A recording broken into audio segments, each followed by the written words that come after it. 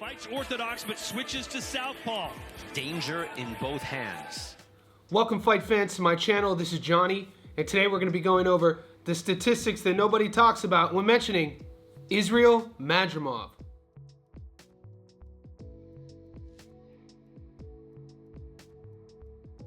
Alright guys, true boxing fans, I don't know how to get this through to other people, will find ways to get excited about any fights.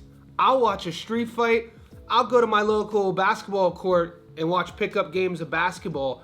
And my point being is I'm a competition freak. I like competing at anything that I do. And when it comes to my favorite sport in the world, boxing, every time there's a fight, I'm gonna watch it. So do we always get the fights that we want to see? No. Do we always know every fighter fighting in every fight? Obviously, no. Boxing is one of the oldest competitive sports in the world, and there's fighters from all over the world that are great that we might have never have heard of. And in this video, I'm going to talk about one of those fighters. I'm not calling him an all-time great. I'm just trying to do my part to get you guys excited about a fight that you might not know that you want to see. And I'm talking about Terrence Crawford versus Israil Madrimov.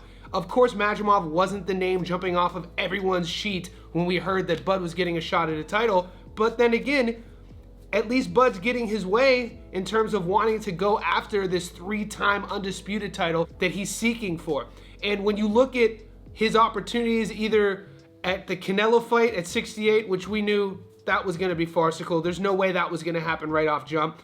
And then you look at 160, how many puzzle pieces that were to have to take place for Bud to get his way. The only thing that made sense was 154. And thus, Turki Al-Sheikh steps into the ball game and creates this awesome card August 3rd in Los Angeles, headlined by the WBA world champion at 154 pounds, Israil Madrimov, who's putting his belt on the line and giving Bud Crawford an opportunity to step in a weight class that Bud has never fought professionally at in order to become a champion. What will also be on the line in that fight is the WBO interim title as well. Now in this video, I'm going to talk about who Israil Madrimov is. We're going to see what he's been up to, talk about his most recent resume, talk a little bit about how he goes about his business, but be sure to stay tuned to the end of the video because I'm also going to tell you 5 things about Israil Madrimov that you probably didn't know. Israil Madrimov is undefeated. He has a record of 10-0 with 7 knockouts, giving him a 70% career knockout to win ratio. He's currently ranked number 4 in the world out of 2007 154 pounders. He does have the WBO strap at the moment. His fans call him the Dream. Madrimov is 29 years old and he fights from the orthodox stance. He stands at 5'8" with a 68-inch reach. He's taking on Terrence Crawford August 3rd in Los Angeles for his WBA world title strap along with the WBO interim world title strap. He last took on Magomed Kurbanov, who came into that fight undefeated at 25-0. Madrimov knocked him out in the 5th. Igbokwe was 16-3. Madrimov won a decision in the 10th. He fought Michael Soro back-to-back. There was some controversy in both fights, unfortunately.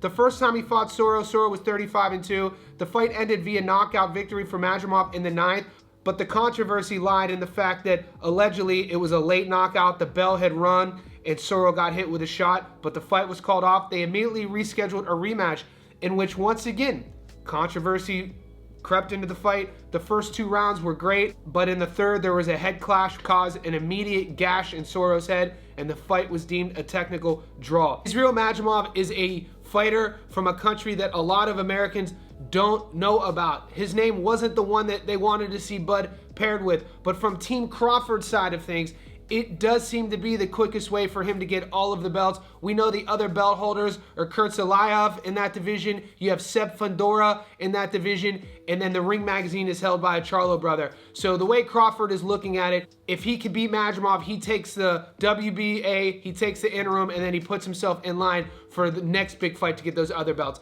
From Madrimov's perspective, Madrimov gets to fight a guy with the namesake as Terrence Crawford. He gets to test himself against one of the top guys of his generation, and he gets to see where he's at. So not always the case to take his 10-0 record and hold that against him. He does have a wealth of amateur experience.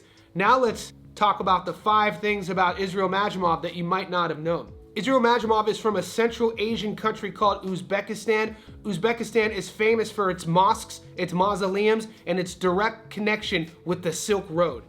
Fact 2. Madrimov comes out as an orthodox fighter, but he switches stances just like his opponent. Just like Bud Crawford, Madrimov in between exchanges can knock you out from both sides of the plate. Fact 3. Madrimov is trained in mixed martial arts and judo, which gives him a solid base and foundation. If you've never seen him box before, you'll see a guy who has great balance, great footwork, and uses his vast mixed martial arts experience into the boxing ring to confuse his opponent. Fact 4. Madrimov is a world champion. In the major belt sanctioning bodies, the WBA is one of the 4. Sitting at the top is the Uzbek fighter they call the Dream.